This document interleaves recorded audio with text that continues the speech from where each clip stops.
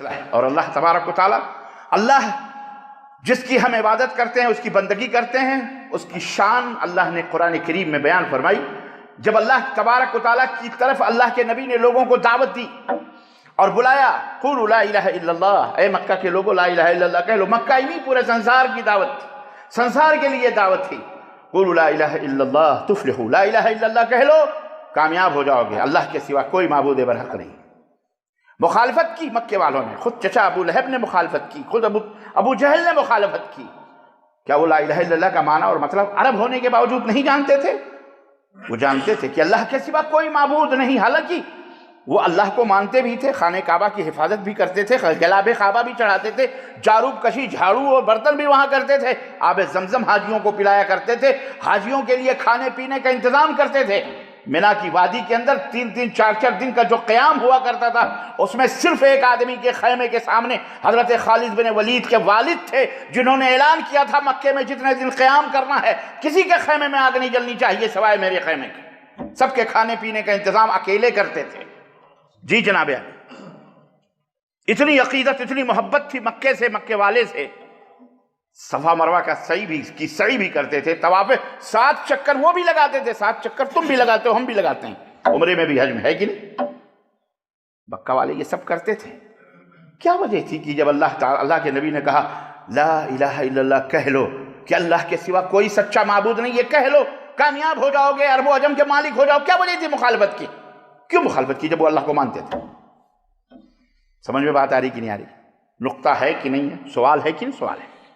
اس کا جواب بڑا وسیع ہے، بہت چھوٹا سا جواب ہے، بالکل جس کو اقبال نے کہا تھا کہ سمجھ میں نقطہ توحید آ تو سکتا ہے، سمجھ میں نقطہ توحید آ تو سکتا ہے، تیرے دماغ میں بت خانہ ہو تو کیا کہیے؟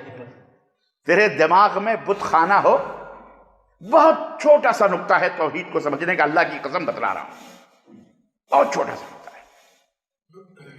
کفار مکہ نے انکار کیوں کیا پتہ ہے؟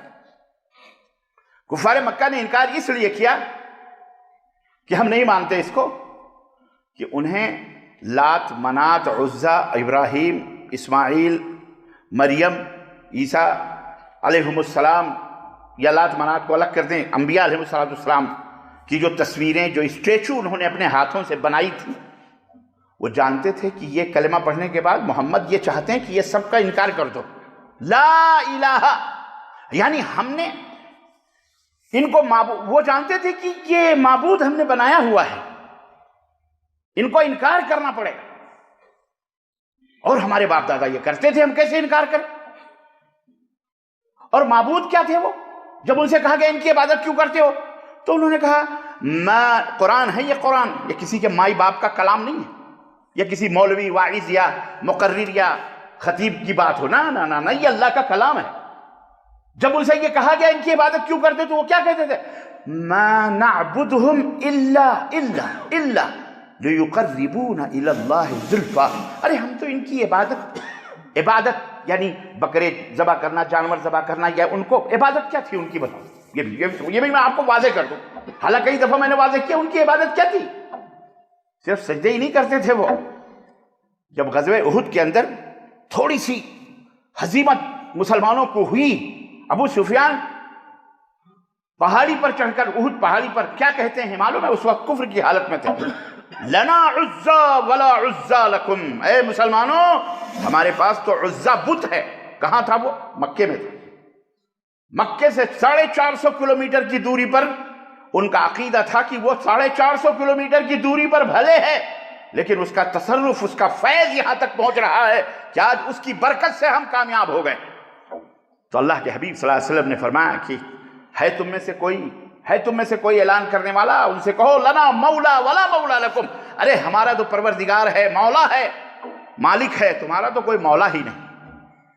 اس نعرے کا جواب یہ نعرہ دیا تھا اللہ کے رسول صلی اللہ علیہ وسلم۔ سمجھ میں بات آئی؟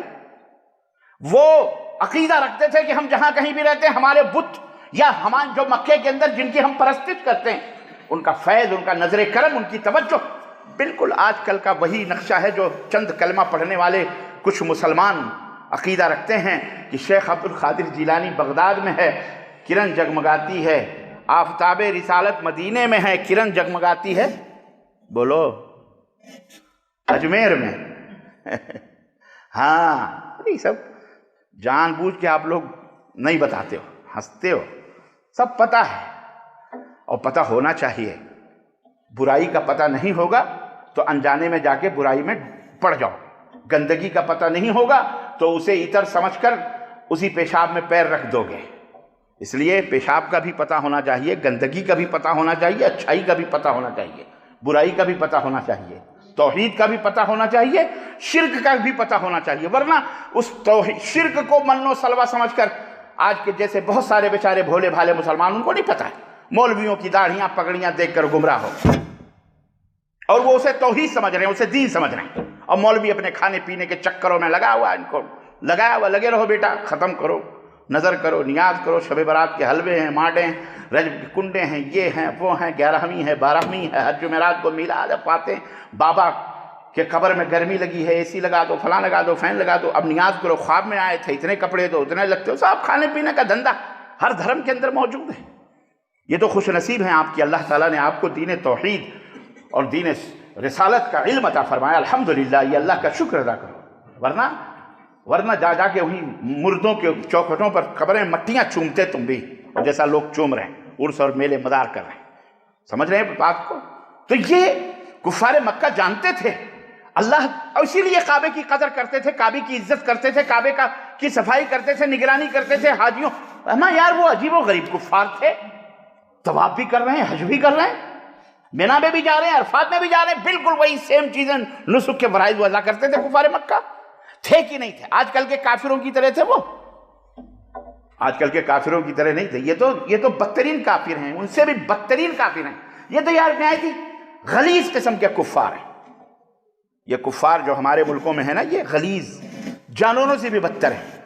अल्लाह ने तो उन्हें ही जानवर करार दिया था। उलाइका कल अनआम, जो नबी के जमाने में थे, जो तौहीद को नहीं समझ रहे थे, अल्लाह ने फरमाया उलाइका कल अनआम बल हुम अदल, ये तो जानवर हैं, बल्कि जानवरों से बदतर हैं।